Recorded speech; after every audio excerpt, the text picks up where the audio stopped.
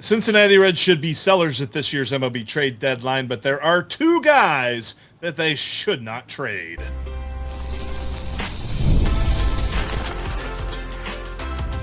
You are Locked On Reds, your daily Cincinnati Reds podcast, part of the Locked On Podcast Network, your team every day. Hey there, welcome in. My name's Stephen Offenbaker. He's Jeff Carr. Thanks for being an everydayer, and thanks for listening to Locked On Reds. Today's episode is brought to you by FanDuel. The biggest stage in world soccer is here. Let there be goals on FanDuel. Visit FanDuel.com to get started right now. A little bit later in today's show, we're going to begin our talks about the trade deadline. The Cincinnati Reds, well, they better be a selling. They should be sellers. We're ready to declare them sellers. But we do have some concerns, and there's one very, very big concern that we're going to talk about in relationship to the trade deadline. That's coming up here in just a little bit. We're going to be talking about the core of this team. These are the guys that are A, untouchable, don't want to trade them, or B, on the fringe. Could almost be considered untouchable. Would you trade them, but you would need a haul in return? We're going to talk about those guys as well. We'll talk about the fringe coming up here in a little bit. But where we are going to begin, Jeff, is with this core, because there's two guys that I think you really have to say, their feet may not be nailed down in the locker room, but pretty darn close. And coincidentally, it's the two guys that are going to be representing the Cincinnati Reds on the National League All-Star team. You're talking about Chase Burns, and you're talking about Sal Stewart, the young guns of this team.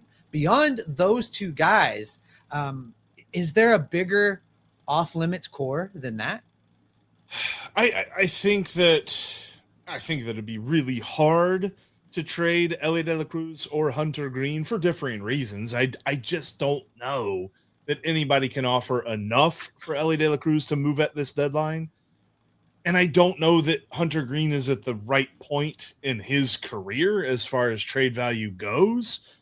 Like, if you get a Juan Soto haul for either one of those guys, I would be interested in discussing that. But until we know if anything looks like that, I would be okay including them. But it's clear that Chase Burns and Sal Stewart head up this group. I mean, Sal Stewart is 22. Chase Burns is 23. And we've talked about this before, Steve, where it's like, all right, Joey Votto should probably be the last Reds player to ever get a 10-year deal or a double-digit year deal. I'd be okay if either one of these guys got a 10-year deal, because by the time that deal ended, they would still be in their prime. But I would love to see the Reds invest in these guys, because both guys have proven. I mean, Chase Burns leads the team in WAR, no matter which website you look at for the calculation. And Sal Stewart, while the defense doesn't really help his WAR out, his hitting, man, he has been the most consistent force in this lineup from day one. Yeah, as a rookie, he could find himself at the end of the season leading the team in home runs, in RBIs, in hits, in walks. That's not a bad campaign number one. That's a really great start to an MLB career. I think he's still very much in the Rookie of the Year conversation. So Sal Stewart for me is really the one offensive guy. You talk about Elly, and is Elly untradeable? Not for a second in my book. And I know that might come as a shock to some people. For me, it's a question, though, of if you're going to put Elly on the market early, do you do it during a trade deadline, or do you wait until an off season where you can really create a bidding war and try and drive it up? Because there's a couple teams that are really going to want him. So I think for me, I would be more inclined, if you're going to reach a decision on Elly that involves trading him early with team control remaining, you do it in the offseason and you let some of the big dogs fight it out to get him. So that's kind of why I would say you don't trade him at the deadline. If we're talking about the deadline, I don't trade Elly. Right. Well, and I think, too, that there is an iota, it's not a lot, but there's an iota of hope that something in the CBA makes it more likely that they can invest in him. Because what you are saying, and one of the things that I don't think we as baseball fans, because we see the players and we invest in the players emotionally and how, what we think about this team, and that's how we have connections with them.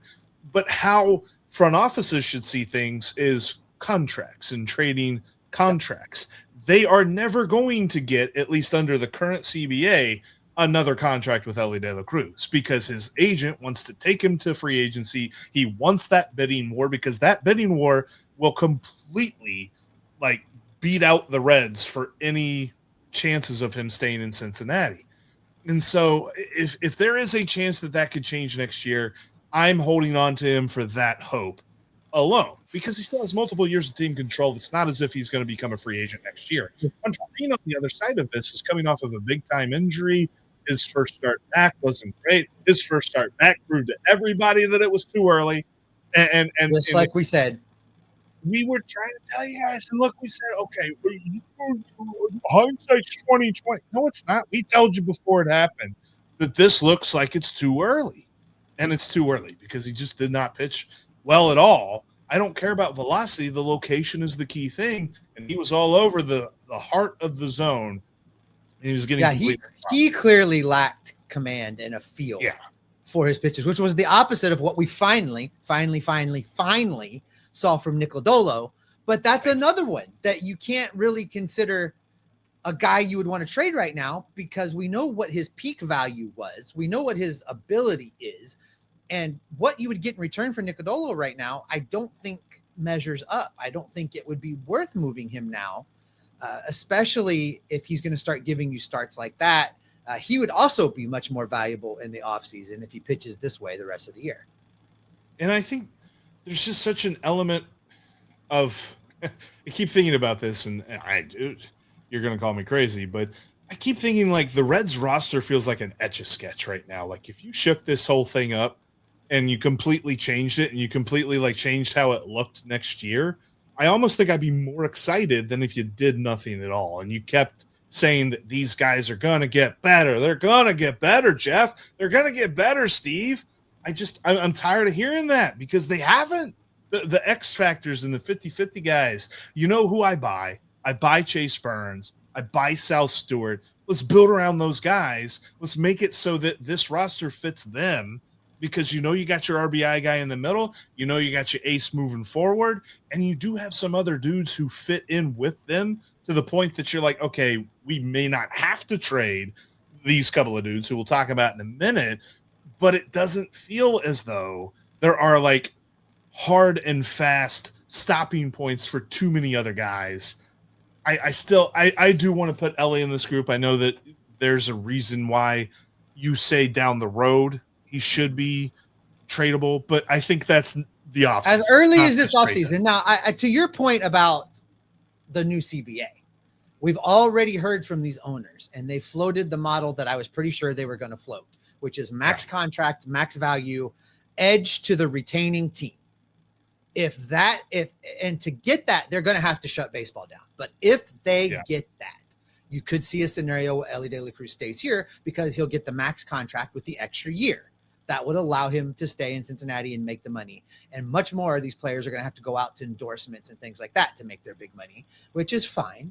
This is not the space yet for the millionaire versus billionaire commentary that we'll spend a lot of time on come the offseason. But you're right. If they get that. So that's another reason between the fact that he really needs to get another half season under his belt, showing he's back from these leg injuries.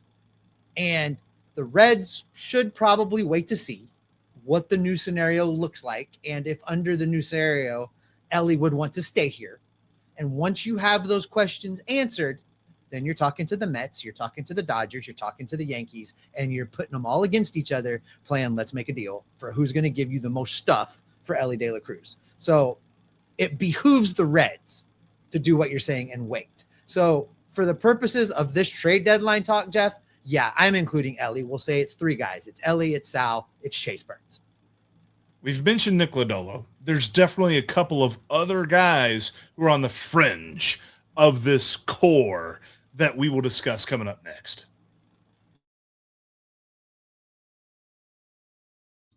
A big thank you to our friends over at Amazon for this limited break. This back-to-school season, spend less on your kids with Amazon. We all know how crazy that back-to-school shopping can get. I mean, it starts with just a few items on the list, then suddenly you're shopping for supplies, clothing, lunch gear, tech, and about 10 other things that you did not expect to happen. It all adds up fast. I mean, that first day outfit is so key, right? When your kids spend days planning the perfect first day school fit because they want to make a great first impression, you end up putting almost as much thought into it as they do. At least the first day photos are worth it, though, right? When the school says, your child needs a calculator or something as well, or headphones or a tablet for class, and somehow you're buying another one before the semester is halfway over, since when did kids need so much tech for third grade? Remember, with Amazon's low back-to-school prices, just spend less on your kids, because every dollar you don't spend on them is a dollar that you haven't spent on them. Shop back to school at Amazon and spend less on your kids.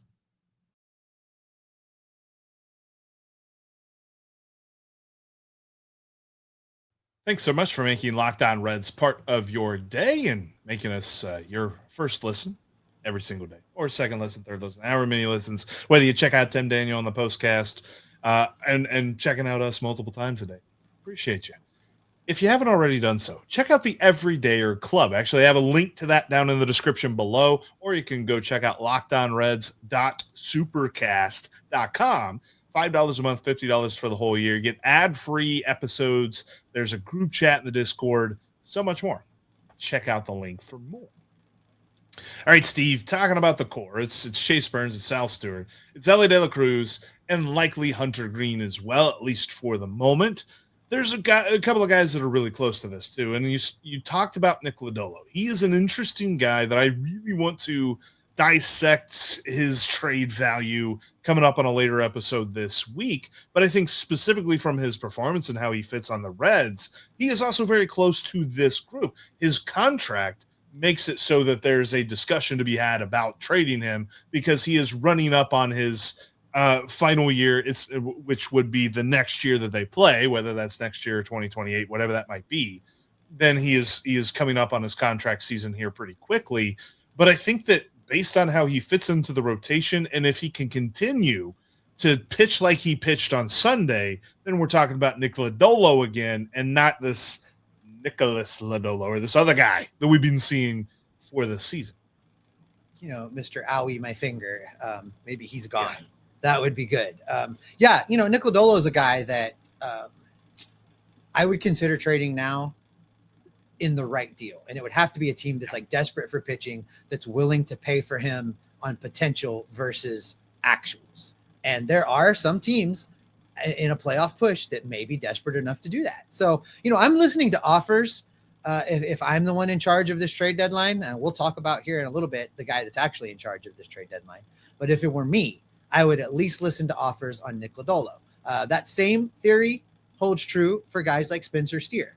We know what Spencer Steer's talents are. We know what his potential is, but we also know what his actuals have been. And I'm not trading Spencer Steer at this deadline unless it's a team that's willing to pay on his potential. And if you get a team that's willing to pay on his potential, I'm talking about him as well. The Reds could find themselves, Jeff, in a very weird situation this coming offseason where there just aren't any outfielders on this team, because JJ Bleday is another guy that I'm moving. He's not for me core. He's not for me fringe. He is for me trade. So, I'm trading him. I'm trading Spencer Steer in the right deal. I'm trading Nick Lodolo in the right deal. And then I'm stretching my arm out to play right field. Reds fans of a certain age, you'll remember a guy by the name Brandon Drury. And by certain age, I mean, did you watch him 3 years ago? Because he was on the team. Well, 4 years ago, 2022. But he had an amazing first half of the season. Absolutely fantastic. The Reds traded him. They got people talking extension. People talking extension in the comment section. Sign that guy to a long-term deal. And the hilarious part about that horrible version of the Cincinnati Reds, he finished the year as the team's leader in home runs. And he didn't play past the trade deadline because the Reds traded him. They got back some really talented prospects for him. they need to have the same mindset with JJ Bleday. Mhm. And the hard part about this is I don't even know that JJ Bleday is playing as well as Brandon Drury was back then. He's not. And like JJ Bleday came up at the end of April and into May, and just absolutely went crazy, absolutely on fire, hit the cover off the ball for a solid month. For the last 28 days, though, Steve, he's been looking a lot more like the guy that we were worried about whenever the Reds signed him, because in the last 28 days, he has a slash line of $167, 311, 310. He has 3 home runs in the last 28 I wanted JJ Bleday's numbers, not Matt McLean's numbers. What were JJ Bleday's numbers? Yeah, that's a guy that's not even on the fringe right now. He's on the fringe of the major leagues. You are such a killjoy. You and your statistics. Well, you know, that's how this thing goes this year for these Cincinnati Reds. But that's definitely why you're looking at, if somebody comes a calling on JJ Bleday, Yes. there's a reason why we are not sitting here saying keep this guy, hold on to him. And to be clear, what we're saying about JJ Bleday is you put him out there as available and you take the best deal. Even if the best deal is not really what you wanted, you take the best deal. Sure. Because again, I am approaching this deadline and into this coming offseason with in mind how I believe the negotiations are going to go for the CBA. And what I've told Bledayers, well, no, what I've been saying is I think we're going to lose an entire year of baseball. So when you're making these trades, when you're making these deals, you have to operate with that in mind, because you can't go get somebody that's got a year or so of team control left that's going to bolster your major league roster for next year when you don't believe that there's going to be a next year. Because I will tell you this, every time there's been a work stoppage, when they come back, part of the settlement, part of the negotiation always ends up being that the players get credit for the service time missed. So that does you no good to go out and trade a guy with 1 year of team control that you end up with for 30 games if you get a 2027, or no games if this pushes into 2028. So in my mind, I'm trading the guys that aren't nailed down. I'm trading them for AA level prospects, maybe a little bit better, maybe a couple AAA guys, or a major league guy whose clock just started. Those are the guys that I'm looking for in a trade return, because you have to bear in mind what the CBA is going to look like. Would that then trade, and thinking about the, credit for time missed on, if there's like a last year to the CBA or something like that, like, would that then affect the way that we view Nick Lodolo? Because his free agency year, the only way that it wouldn't, Jeff, and I mean, and this is a negotiation. You can get an agreement to whatever you want to include in there. So unless a negotiation includes, we're going to credit service time, but we're also going to extend anybody by a year of team control that would have been expiring, then then you kind of wash it a little bit. I don't know. I mean, it helps them down the road for service time, helps the teams immediately. It depends on what they negotiate. But if that, absent that caveat, Jeff, then that's part of the consideration for Nick Lodolo. Like, someone's going to have to pay for his potential, like I said. But also I have that in the back of my mind. Like, are we going to have him in 2028? I don't know. Yeah. And the other part about this too is like anybody in the bullpen. Everyone, all of them. Trade anybody down. Andrew Abbott is also fringe core. Like, I don't necessarily know what the offers would be, but he's here through 2029. Like, you've got him for a few more seasons as well. It would have to be an amazing deal, I think, because they should be looking to trade Brady Singer for whatever they can get back at this point. If you want to entertain an offer on Nick Lodolo that could or could not happen, okay, that's 2/5 of your rotation already. You're saying keep Burns and Green, that's 2/5 of your rotation. You don't want to be trying to find 3 starters, because I got news for you. There's not 3 starters down in Louisville. You don't got them. And you're not going to go sign 3 starters in free agency. So you have Abbott, you have Louder. They could, I think, effectively cover. Oh, Chase Petty. Chase Petty could be a starter. You've got Chase Petty, and you've got Brandon Williamson coming back again from injury. Yeah. We don't know. Yeah. So, but 2, I think you could reasonably say if they traded away 2 of the guys right now that are starting ball games, you could be okay the next season. But you trade 3, you get 3 spots to cover in this rotation. That feels like a big ask for a group that has not realized its potential even a little bit. And the other part about this selling thing, like you mentioned, the 2028 bit, like really focusing on that's got to be the main goal here. You cannot just be constantly getting these guys that are at low A and they're 18, 19 years old that are like 5, 6, 7 years away from getting up here to the major leagues. Like, there's got to be a goal to make 2028 better. And the hardest part about all of that is the guy who's in charge of this whole thing is the reason that we're here to begin with.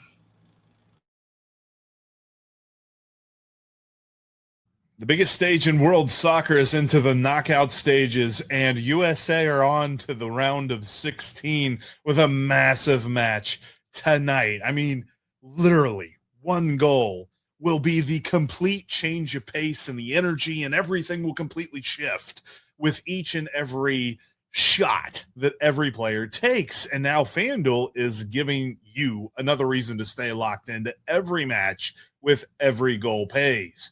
Bet on a match and get bonus bets for every goal scored in that match. More goals means more bonus bets. All you have to do is turn on your token over at FanDuel.com. And, of course, you can do that tonight with Flo Balogun back for USA. He is going to face Belgium. USA is actually minus 110 to beat Belgium in this game. So you put a couple of bucks there on that minus 110 for USA, and every goal in that match, whether USA or, Belgium too, it pays in bonus bets that you can use all across FanDuel.com, because every goal pays this World Cup season. Just head on over to FanDuel right now. Running a business shouldn't feel like you're trying to connect a bunch of systems that were never designed to work together. One app for accounting, another for inventory, another for sales, and somehow none of them talk to each other. That's where Odoo comes in. Odoo is an all-in-one business management software that brings every part of your business together in one powerful platform. From sales and accounting to inventory and marketing, everything works in one place. The best teams are organized top to bottom and work from front office all the way down to the complex leagues and developing top players and bringing them all together at the major league level into a combined success. Unfortunately, I'm thinking more of the Milwaukee Brewers than the Cincinnati Reds right now, or the Tampa Bay Rays or the Cleveland Guardians. There's definitely some examples. We're only hoping that the Reds pay attention here very, very soon, because great organizations win because operations matter. And that's why you should get Odoo. Try it for free at odoo.com/locked-on. That's ODOO.com/locked-on.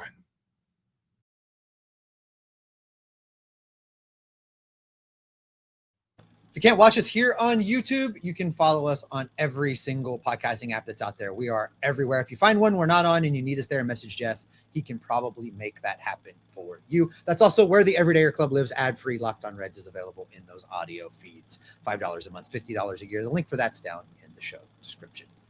All right, Jeff, we've talked a lot about should this team be a seller? Yes, the answer to that question is yes. We've talked about the guys that they should not trade, the guys that should cost a lot, leaving everybody else up for grabs. And now we need to spend a little bit of time talking about the guy that's in charge of actually doing this. And let's just put this out there bluntly and succinctly and right at the top of this. Locked On Reds is officially ready to declare it has no confidence in Nick Krall running this trade deadline.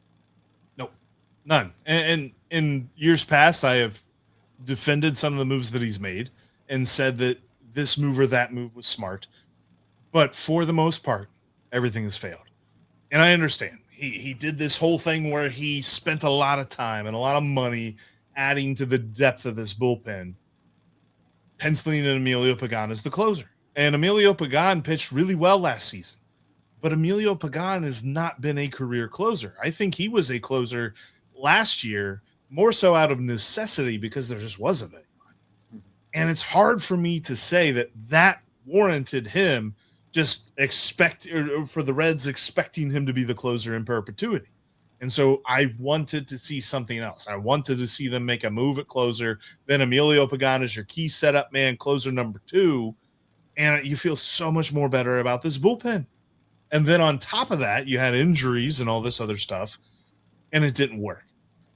And then, of course, there's the outfield that just continues to not address. And JJ Bleday is like the latest of maybe, but I really hope that the Reds are just not going to hand him the keys to the car in the outfield and say, drive, dude, we trust you, because they have not found the guys to trust out there just yet.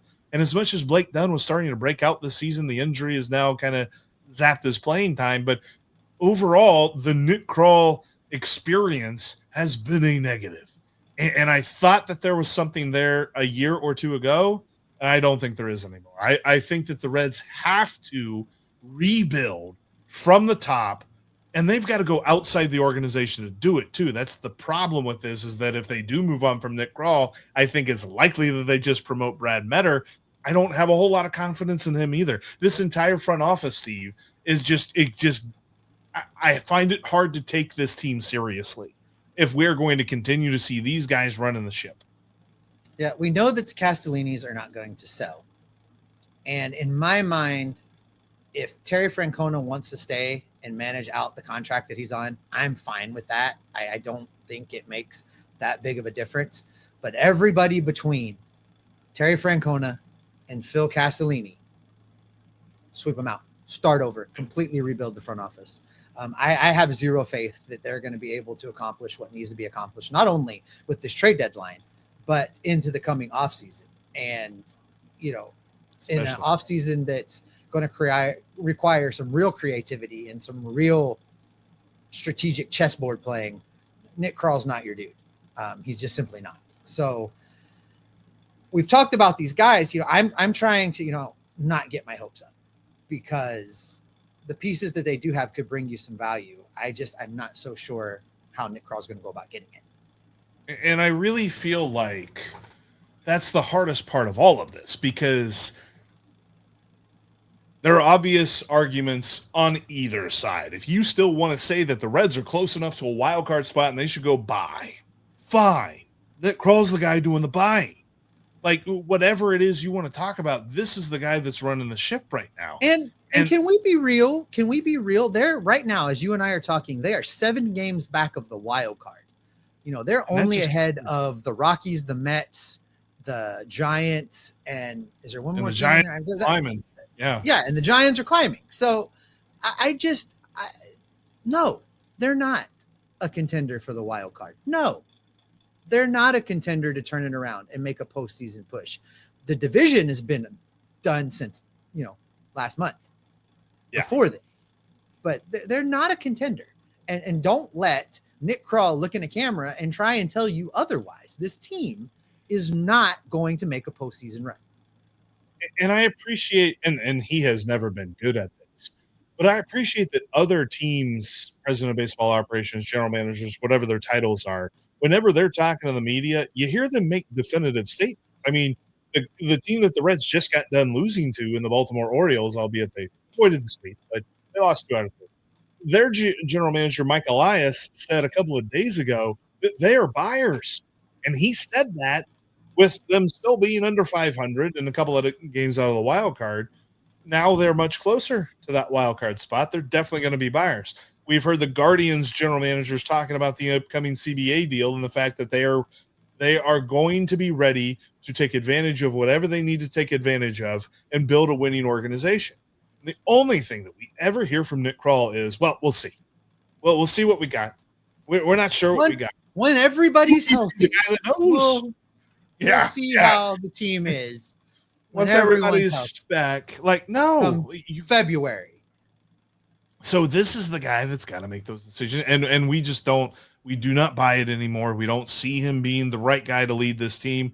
And as long as he is, it's going to be hard for me to continually say that I'm serious about them being a contender. I still love the team. I mean, we're never going to stop loving this team.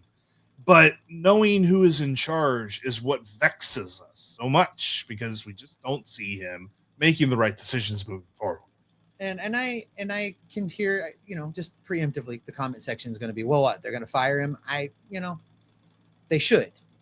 But will they? I maintain that if you ask Phil to evaluate Nick, Phil says A+, would recommend 5 stars. Nick Krall, woohoo. Balance that checkbook. Yep. because Phil's getting paid, folks. So, don't get your hopes up that there's a firing coming. That's what should happen.